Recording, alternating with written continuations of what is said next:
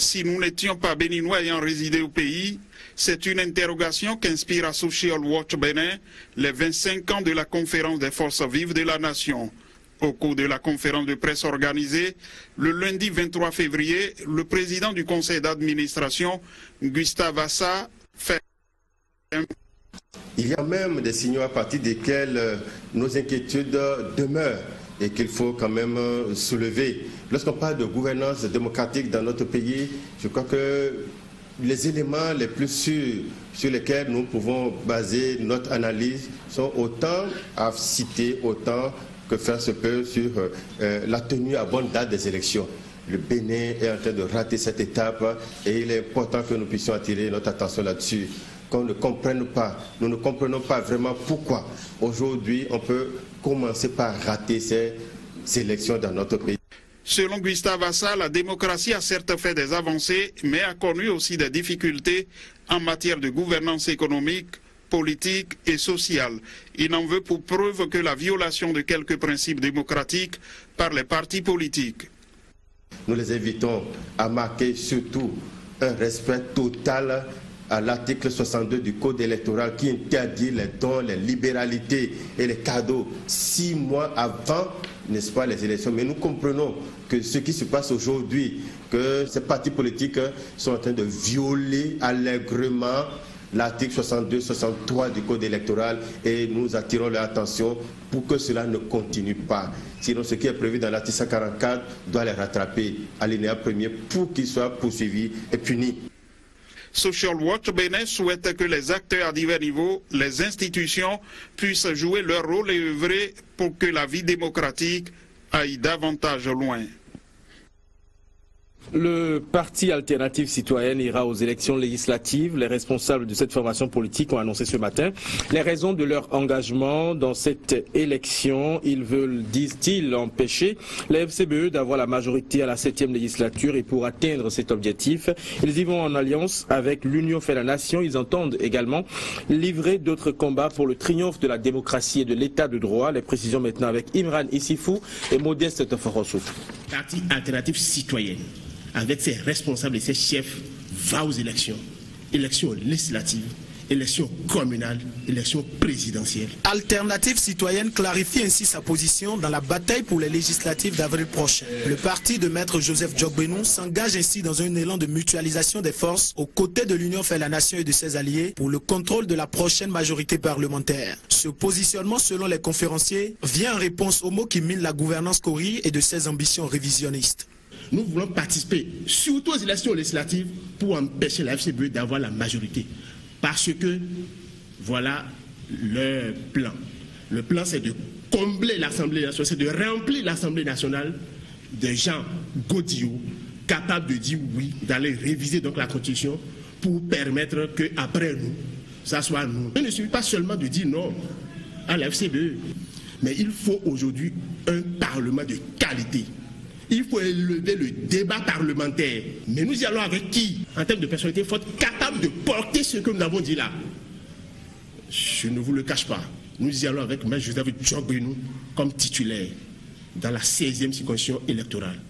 Son suppléant, c'est le secrétaire général du parti, le camarade Orden Aladatin. Alternative Citoyenne veut aussi mener la lutte sur d'autres fronts. Elle annonce d'avance les couleurs tout en dénonçant le fait de n'avoir pas eu de récépissé depuis sa création. Récépissé, oui, ils ont tenté de nous bloquer. Ce matin, la secrétaire générale adjointe était au ministère, mais on lui a dit que ce n'était pas fait. Après, on a reçu un SMS invitant le premier vice-président à se rendre au ministère pour aller rencontrer le ministre parce qu'il serait déjà instruit. On dit on ne se présente pas, non, faites votre travail. Il vient de recevoir, pendant qu'on y est là, un message pour dire le récépissé est prêt, venez chercher.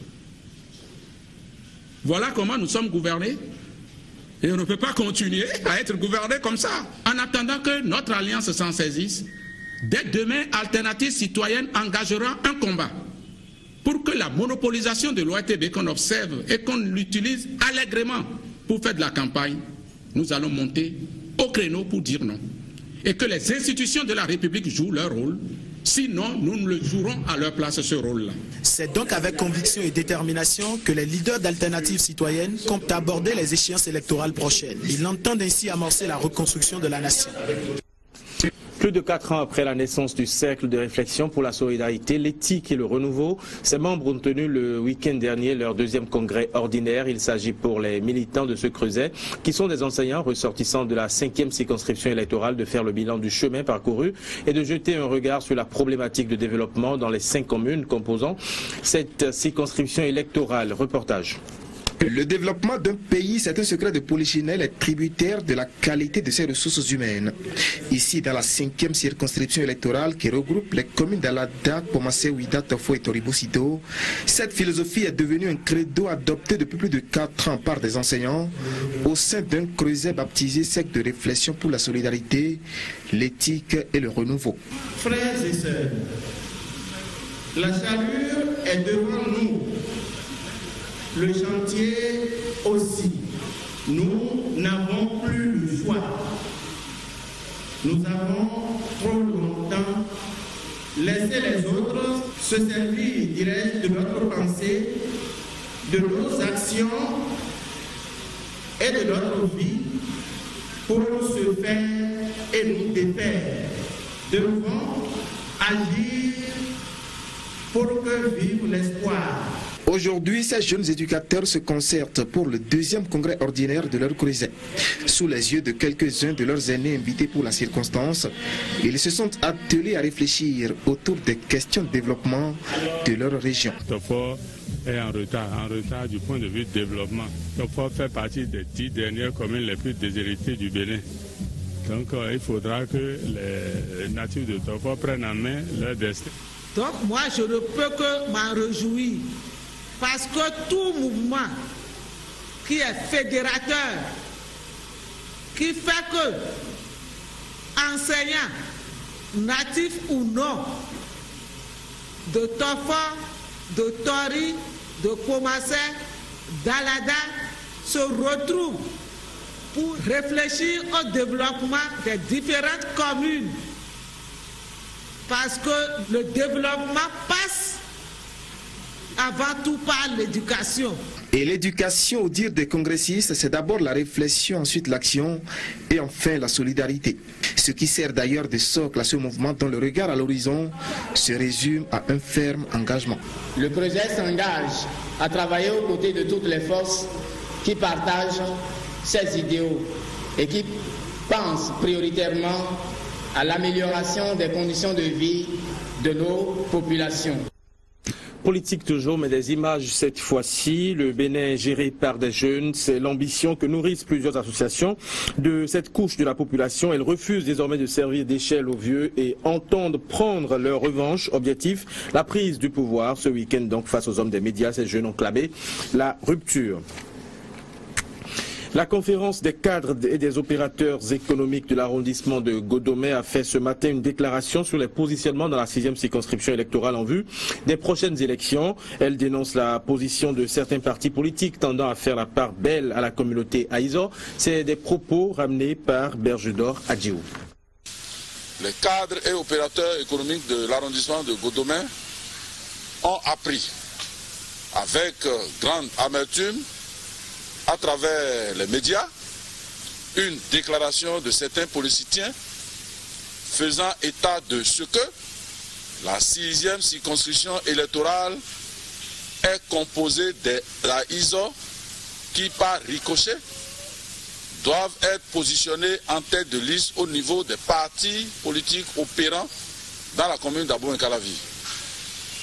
Cette déclaration aux allures ethnocentriques constitue un fléau honteux et abject que nous devons combattre par tous les moyens.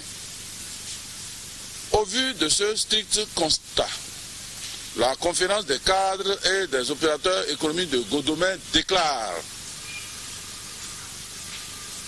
deux points. La 6e circonscription électorale du Bénin est composée des communes d'Abou-Nkalavi, de Soava et de Zé. Elle n'est ni la tribu, ni la propriété privée des Aïzo. La commune d'Abou-Nkalavi n'est pas composée que des Aïzo. Cette déclaration tendancieuse et porteuse de germes d'exclusion un handicap pour le développement de l'arrondissement de Godomé, qui œuvre depuis peu pour devenir une commune. Par ailleurs, le bureau de la conférence des cadres et des opérateurs économiques de Godomé invite les tribus Khoula, Fon, Yoruba, Mahi, Bariba, Dendi, Nago, Mina, Wachi, Adja, Goun, Weme, Aïzo, etc., natifs ou résidents dans l'arrondissement de Godomé, à s'unir et à continuer de se battre pour le développement de Godomé. Chabiyaï, lui, a rempli le hall des arts et sports. Il s'est adressé aux jeunes ce dimanche. Le président de l'association Solidarité Jeunes les convie à adhérer au pacte jeune afin de jouer convenablement leur rôle dans le développement du Bénin. C'est un reportage de Idriss Boukari et Elvis Tonoukoin. Il y a désormais un pacte de fidélité et d'engagement entre la jeunesse béninoise et le président de l'association Solidarité Jeunes.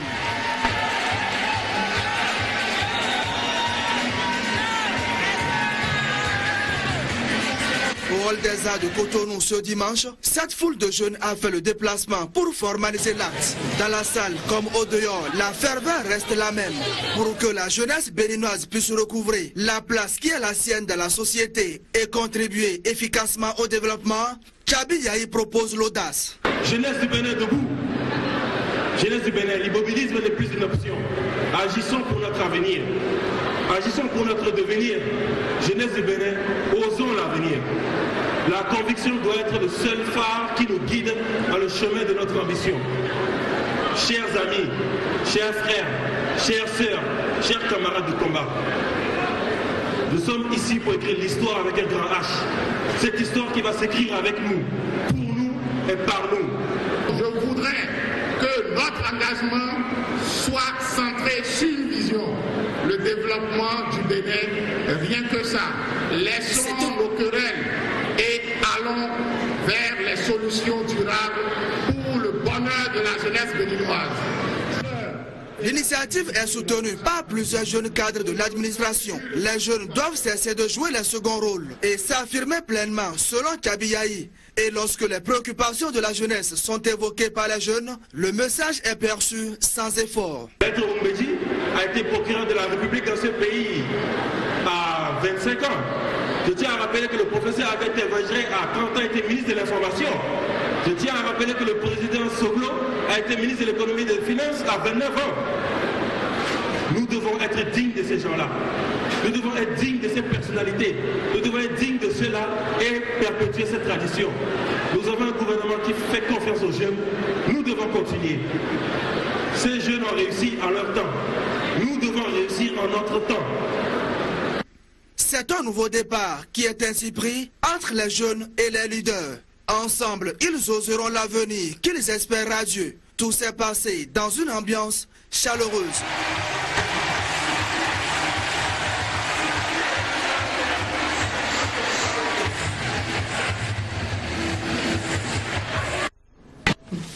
À Djougou, les populations se sont mobilisées ce samedi à Bougou pour accueillir le leader politique de leur commune. Fortement rassemblées, elles ont chanté et dansé pour témoigner leur reconnaissance au ministre Alassane Soumanou Djemba pour ses nombreuses actions. Reportage. Une mobilisation pas des moindres ce samedi des populations de Djougou à la frontière Bassila-Djougou à hauteur de Bougou pour accueillir un des fils de leur commune revenu au Bercail. Alassane Soumanou Djemba, en rentrant ce week-end dans son Djougou natal, ne pouvait pas imaginer que les populations braveraient cette forte pluie pour lui témoigner leur reconnaissance. Élus locaux, population à la base, parents et amis, nul n'est resté en marge de cet accueil qui marque le retour triomphal du leader politique de cette localité en cette veille des rendez-vous électoraux. J'ai fait un arrêt pour vous dire que je suis parmi vous. J'ai fait un arrêt pour dire que je suis encore au Bercail. De Bougou à Djougou, en passant par Pelebina et Soubroukou, les populations sont sorties nombreuses, chantant, dansant et scandant des slogans.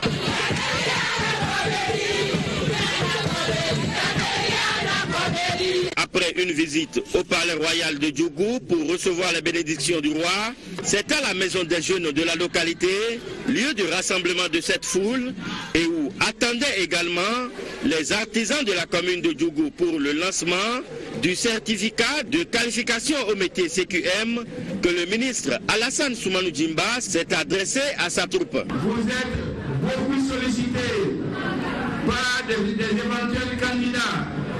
Je sais que vous êtes même harcelés par ceux qui veulent. Oui, mais je vous connais assez bien. Le choix ne serait pas difficile parce qu'il s'agit de choisir entre ceux qui veulent et ceux qui peuvent. Choisir, c'est décider. Des gens qui sont assez intelligents et solidaires. Des gens qui aiment leur peuple. Des gens qui ont fait des preuves sur le terrain. C'est pourquoi je ne doute pas dans un instant que votre choix serait plutôt en faveur de ceux-là qui peuvent. Parce qu'ils ont fait des preuves et vous laisserez le temps à ceux qui veulent de réfléchir. Parce que vouloir n'est pas pouvoir.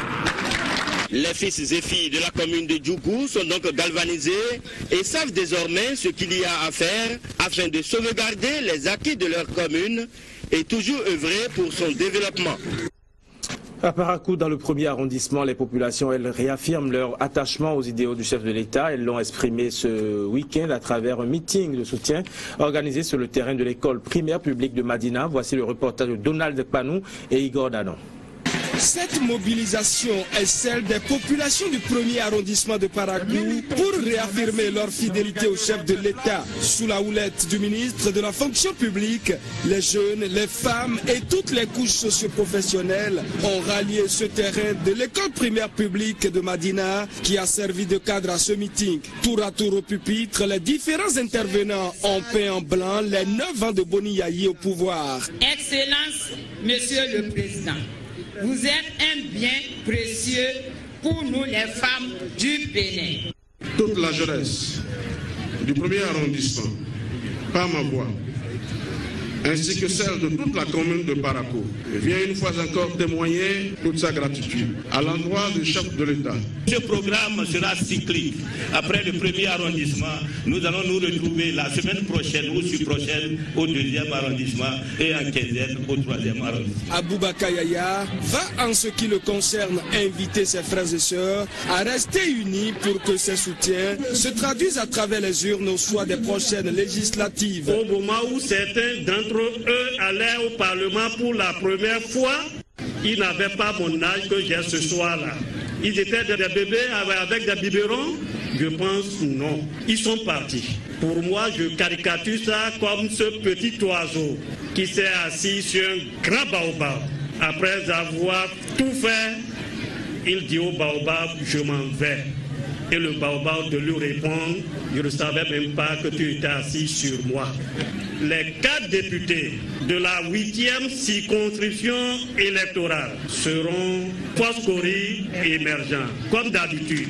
À la veille de ce meeting, Aboubakar Yaya était ici au bureau des sages de la ville de Parakou pour leur témoigner dans un premier temps sa gratitude et les exhorter ensuite à toujours travailler pour la consolidation de la paix entre les fils et filles de Parakou. Je vous remercie pour tout. Et faisons très attention parce que nous allons vers une période très sensible puisque c'est les seules activités qui divisent les familles. Il faut que nous fassions tout pour que nous ne soyons pas divisés à cause de la politique. Les 2e et 3e arrondissements sont les prochains programmés à témoigner également leur soutien au chef de l'État à travers un meeting. Restons à Parakou pour découvrir les images de cette cérémonie de don. Des ouvrages juridiques ont été mis à la disposition de la faculté de droit de l'université de Parakou. Le geste émane de l'association Espoir d'Afrique et c'est le fruit des démarches menées à l'endroit de cette association par le ministre de la fonction publique. La remise des ouvrages a eu lieu ce vendredi. Polycarpe Oussou et Igor Dalan. Je n'oublierai jamais l'université de Parakou, quel que soit là où je serai.